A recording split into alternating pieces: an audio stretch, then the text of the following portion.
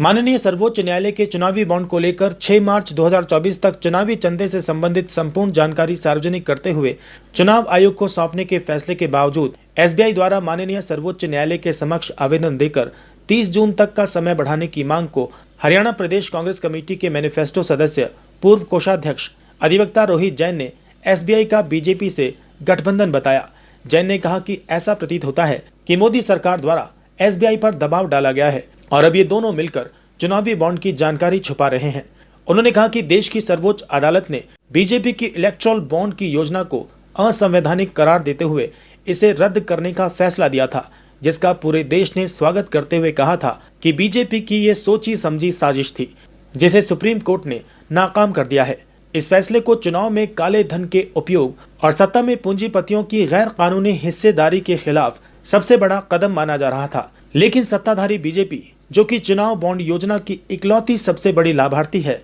Supreme court के फैसले के बाद से बेचैन थी। बीजेपी को डर था कि उसके चंदा देने वाले मित्रों की जानकारी सार्वजनिक होते ही बीजेपी की बेईमानी का सारा भंडाफोड़ हो जाएगा।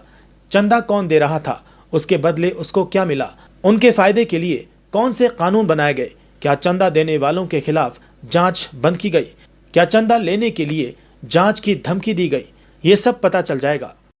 उन्होंने कहा कि बीजेपी और मोदी सरकार ने भारतीय स्टेट बैंक पर जानकारी साझा नहीं करने का दबाव बनाया और कल स्टेट बैंक ने सुप्रीम कोर्ट के समक्ष आवेदन देकर जानकारी साझा करने के लिए 30 जून तक का समय मांग लिया। जैन ने इस पर प्रश्न उठाते हुए कहा कि देश के सबसे बड़े पूर्णतः कंप्यूटराइज्ड बैंक को इलेक्टोरल बॉन्ड की जानकारी देने के लिए 5 महीने का समय क्यों चाहिए, जबकि संपूर्ण जानकारी एक क्लिक से 5 मिनट में निकाली जा सकती है। उन्होंने कहा कि स्टेट बैंक ने जानकारी देने के लिए समय की मांग जानकारी देने की अंतिम तिथि के एक दिन पहले ही क्यों की। उन्होंने कहा कि 48 करोड़ अकाउंट, 66,000 एटीएम और 23,000 ब्रांच संचालित करने वाली एसबीआई को केवल कुछ हजार इलेक्टोरल बॉन्ड की जानकारी देने के लिए 5 महीने का समय चाहिए। सवाल ये उठता है कि क्या देश का सबसे बड़ा सरकारी बैंक भी अब बीजेपी सरकार की आर्थिक अनियमितता और काले धन के स्रोत को छिपाने का जरिया बन रहा है।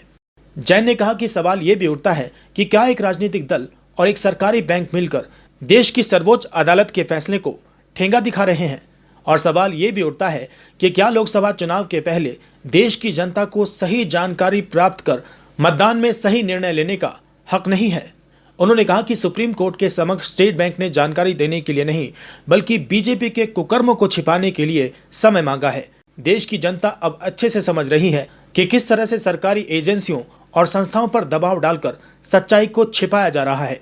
देश की जनता अब ये भी समझ रही है कि हकीकत छिपाने और झूठी कहानी बनाने में मीडिया भी मोदी सरकार की हमजोली बनी हुई है। उन्होंने कहा कि जनता को इस पूरे मामले में जो समझना था वो समझ चुकी है। अब बैंक और बीजेपी चाहे कितने भी षड्यंत्र कर लें, जनता इस चंदे के पूरे खेल को समझ चुकी है और आगामी चुनाव में बीजेपी को सबक सिखाने के लिए तैयार है। उन्होंने कहा कि कांग्रेस की सरकार आते ही बीजेपी द्वारा किए गए भ्रष्टाचार को जनता के समक्ष लाने का काम किया जाएगा।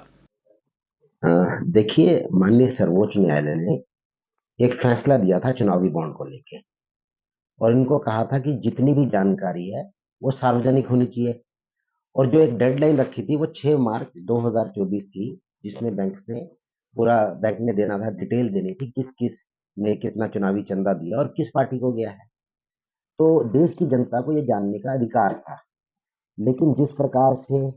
कल दिनांक 5 मार्च 2024 को एसबीआई द्वारा एक एप्लीकेशन दी गई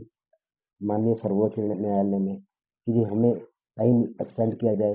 30 जून तक का समय दिया जाए ताकि हम जो चुनावी बॉन्ड है उनकी जानकारी दे सकें। ये मात्र कुछ हजार चुनावी बॉन्ड है,